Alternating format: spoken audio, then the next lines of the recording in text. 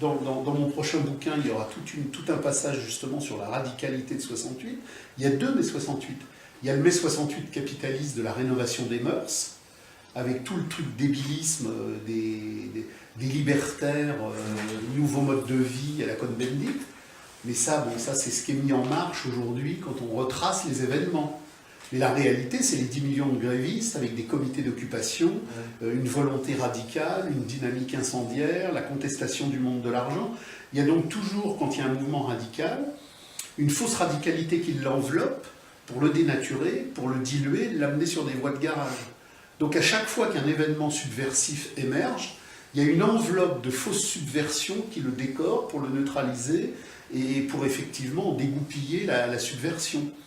Mais le décisif de 68, c'est effectivement ces 10 millions de grévistes qui ne veulent pas reprendre le travail, qui ont une vision radicale pour un autre monde, qui sont bien évidemment contre la droite du capital, mais qui comprennent que la gauche du capital, c'est la même chose que la droite à l'envers sur le même terrain.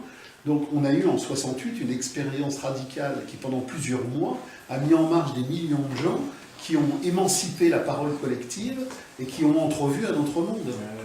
Et le substrat essentiel, c'est effectivement la crise, c'est que en 68, le chômage fait un bond de 50%. C'est toute une crise sociale qui est en train de se mettre en mouvement. La crise de 68, c'est ce qui nous explique aujourd'hui la crise de 2015, de 2016. La crise de 68, c'est la fin de la période de reconstruction. C'est le commencement de la crise du taux de profit suite à la reconstruction. Et donc c'est toute cette émergence ouvrière radicale. Donc il faut à chaque fois expliquer aux gens qu'il y a plusieurs mai 68 en même temps, et qu'il y a un mai 68 réactionnaire, il y a un mai 68 réformiste, et il y a un mai 68 subversif et radical, mais qui bien évidemment est complètement occulté par l'histoire officielle. L'histoire officielle, quand elle vous dit il y a 20 ans ou il y a 30 ans, il y avait mai 68, on vous montre des clowns étudiants qui veulent la rénovation capitaliste des mœurs, mais on ne vous montre jamais une entreprise où il y avait des groupes ouvriers radicaux qui contestaient les syndicats, la gauche et les gauchistes. Donc il y a un prisme, la vérité officielle occulte systématiquement la matrice profonde des réalités subversives. Et on nous présente à chaque fois la partie simplement émergée de l'iceberg. Il y en avait beaucoup des groupes radicaux qui contestaient l'argent. Alors des groupes constitués au moment où mai 68 émergent, pas beaucoup, mais dans le mouvement de la pensée radicale, ce qu'il faut bien comprendre, c'est que quand les grévistes commencent leur grève, ils n'ont pas l'état mental qu'ils auront au bout de 10 jours de grève. Ils n'ont pas l'état mental qu'ils auront au bout de 2 mois de grève. Parce que la parole s'émancipe, les gens parlent, ils se rencontrent, tout bouge. C'est-à-dire que tout se déplace. Le type qui... Vous avez des gens en 68, c'est la première fois qu'ils faisaient grève. Vous aviez des gens qui étaient complètement passifs avant. Mais il y a une telle fracture collective que beaucoup de choses bougent, que beaucoup de choses se déplacent. T'es culotté, hein. C'est ce que montre Orwell dans Catalogue libre, c'est-à-dire que quand il montre que les prostituées ne voulaient plus être prostituées, que les proxénètes avaient honte d'être proxénètes, que les ouvriers soumis devenaient des ouvriers insurgés. Tout bouge dans un mouvement, et c'est pour ça qu'il y a des fois des gens qui me disent « mais enfin, ça ne peut pas bouger, regardez les gens comment ils sont ». Sauf que la fracture, ce n'est pas les gens comment ils sont, c'est les gens comment ils deviennent. Les gens les plus abrutis dans leur atelier ou bureau, qui sont complètement asphyxiés mentalement, quand il va y avoir la crise, ça va commencer à bouger 1 mm, 2 mm, 3 mm. Je te rencontre, on parle, on redéfinit. Et tout bouge, et tout bouge. Et ce grand incendie social fait que tout le monde bouge. Les premières usines en mai 68 où ça a bougé, c'était des lieux de domestication absolue en 67. Les mecs étaient complètement abrutis, ils faisaient bien leur boulot. Ah, ils aimaient bien leur boulot, ils s'identifiaient à leur boulot.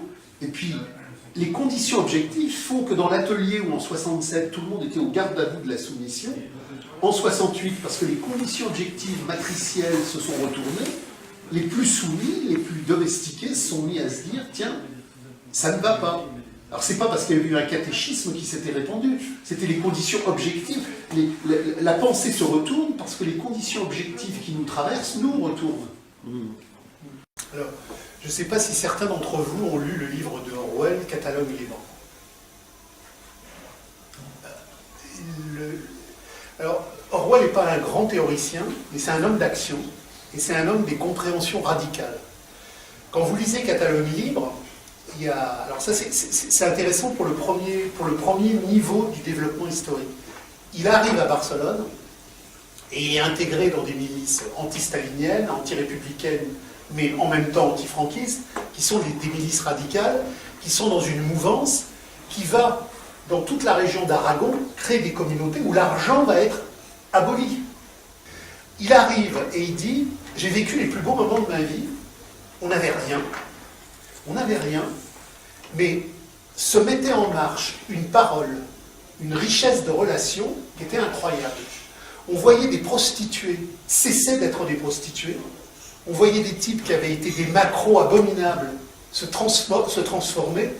C'est-à-dire que ce qu'il faut comprendre, c'est que l'homme du processus insurrectionnel n'est pas l'homme épave que nous sommes tous ici ce soir. Il y a, par le désir, par la parole, par la rencontre, un déploiement qui métamorphose les gens. Parce qu'une expérience forte se joue. Vous avez des gens en 68 qui se sont suicidés parce qu'ils ne voulaient pas reprendre le boulot. Ils avaient vécu pendant quelques semaines un partage, une lumière dans la communauté de lutte. C'était 8 jours, c'était 10 jours, mais c'était les plus beaux moments de leur vie. Parce qu'il y avait quelque chose de puissant qui avait fait qu'enfin la relation humaine était vraie. Toutes nos relations sont conquises par le marché narcissique des échanges. Tout est faire-valoir pathologique de notre image. Et des moments historiques, tout ça tombe. Et l'expérience est forte. Alors ça c'est, pour Barcelone, lisez ce que dit Orwell, c'est prodigieux. Mais il faut bien savoir que en Russie, avant que le parti bolchevique n'écrase la révolution, et en Catalogne, en Aragon, avant que le camp républicain n'écrase la révolution, on a eu pendant des mois, voire pour certaines zones plusieurs années, des espaces où se créent des communes, l'argent était aboli, une fédération des communes se mettait en marche, il y avait une centralisation des besoins et une centralisation de ce qu'il y avait à partager, et à partir de là, se mettait une dynamique anti-monétaire, anti-échange. Alors bien évidemment, ce sont des révolutions écrasées. Elles n'ont vécu qu'un temps. On a la même chose pour la commune révolutionnaire de Budapest en 1956. La commune révolutionnaire de Budapest en 1956, c'est un des lieux majeurs de l'insurrection ouvrière radicale du XXe siècle. Elle a été défigurée par tout le monde. Les Américains étaient très contents de la présenter comme un mouvement pro-libéral occidental. Les Russes étaient très contents de la présenter comme un mouvement plus ou moins national fasciste qui voulait réorganiser les choses comme avant. Or, lisez les textes du congrès ouvrier de Budapest et du comité central ouvrier. Lisez les textes de la commune de Budapest. Tout ce qui s'est passé en 1956 dans l'insurrection ouvrière de Budapest a produit des textes où on voit comment on va organiser la production de ceci, la production de cela, comment les choses vont être ventilées, comment les choses vont être organisées, de telle sorte qu'il y ait un mouvement vers l'abolition de l'État, un mouvement vers l'abolition de l'argent. Donc, notre expérience critique est riche, mais là encore, on nous a lessivé la tête. C'est-à-dire que toutes ces expériences radicales où les gens se sont levés, où ils se sont insurgés, en remettant en cause radicalement l'aliénation marchande, on nous les a gommées. Donc l'histoire fonctionne par amnésie, par défiguration, par ventilation opaque, par mise sous le tapis. Donc on a toute une histoire à se réapproprier. Et c'est pareil pour l'Ancien Régime. Moi, je travaille beaucoup sur les insurrections paysannes de l'Ancien Régime, mais elles sont gigantesques. On a Guitaine, en Périgord, la guerre des paysans, tout à l'heure il y avait un Alsacien, la guerre des paysans en Alsace et en Rhénanie.